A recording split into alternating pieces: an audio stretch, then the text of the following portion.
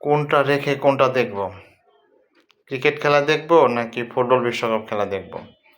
ক্রিকেটের কনটেন্ট বানাবো নাকি ফুটবলের কনটেন্ট বানাবো? এই যেমন ধরুন আজকে বাংলাদেশে অস্ট্রেলিয়া পা রাখলো ৩টি ওয়ানডে এবং ৩টি টি-20 খেলার জন্য।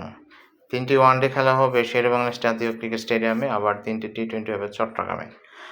যেটা প্রথম ওয়ানডে দিয়ে শুরু হবে আগামী ৯ তারিখ থেকে। আবার ১১ তারিখ থেকে ফুটবল বিশ্বকাপ শুরু। ফুটবল বিশ্বকাপ তো আসলে অনেক জনপ্রিয় খেলা, কারণ এটা সারা বিশ্বের মানুষই সবচেয়ে বেশি পছন্দ করে। যদিও এই ফুটবল বিশ্বকাপ নিয়ে বাংলাদেশের প্রচার নিয়ে একটু সন্দিহান ছিল, কিন্তু গতকাল সেটা কনফার্ম হয়ে গেছে। বাংলাদেশের ৩টি চ্যানেল এই ফুটবল বিশ্বকাপ সরাসরি প্রচার করতে পারবে, যেটা হচ্ছে একটা হচ্ছে টি স্পোর্টস, আরেকটা হচ্ছে বিটিভি এবং হচ্ছে সময় টিভি। এই ৩টা চ্যানেলে বাংলাদেশের ফুটবল খেলা সরাসরি প্রচার করবে এবং এখান থেকে আমরা দেখতে পারবো। এখন কথা হলো যে কোনটা খেলা দেখবেন আপনি? ধরেন আবার ক্রিকেট খেলাও হবে, ফুটবল খেলাও হবে, আপনি কোনটা বেছে নেবেন? ফুটবল খেলা যদিও রাতে হবে, বাংলাদেশ সময় রাত ১টায় হবে, ৪টায় হবে, ৭টায় হবে, ১০টায় হবে। আবার ক্রিকেট খেলা অস্ট্রেলিয়ার সাথে ক্রিকেট খেলা শুরু হবে আপনার ১১টা থেকে।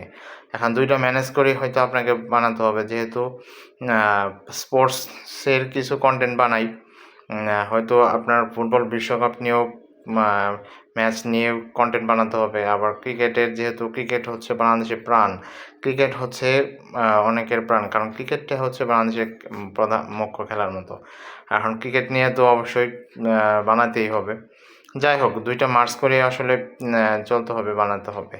এখন আজকে অস্ট্রেলিয়া বাংলাদেশে এসে পৌঁছালো। এখন বাংলাদেশে এসে তারা অনেক হাসি খুশি নিয়ে বাংলাদেশে ঢুকেছে এবং তাদের ফুল দিয়ে বরণ করে নেওয়া হয়েছে। বাংলাদেশ যে কতটা অতিথি পরায়ণ সেটা এই অস্ট্রেলিয়া টিম এই সফরে থেকেই বোঝা যাবে। কারণ তাদেরকে ভিআইপি নিরাপত্তা দিয়ে, ভিআইপি গেট দিয়ে হোটেলে নেওয়া হয়েছে এবং তাদেরকে আশ্বস্ত করা হয়েছে নিরাপত্তার ব্যাপারে। যাই হোক, এবার কিন্তু বাংলাদেশে কিন্তু ছেড়ে কথা বলবে না, কারণ বাংলাদেশও এখন শক্তিশালী একটা দল। আশা করি বাংলাদেশও অস্ট্রেলিয়াকে হারিয়ে দিয়ে অস্ট্রেলিয়াকে একটা চমক দিয়ে দেবে, এই অপেক্ষায় রয়েছি।